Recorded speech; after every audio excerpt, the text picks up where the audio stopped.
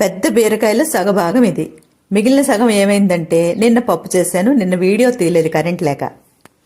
మరి ఈ సగభాగం కూరకు అస్సలు చాలదు కదా, అందుకే పచ్చడి.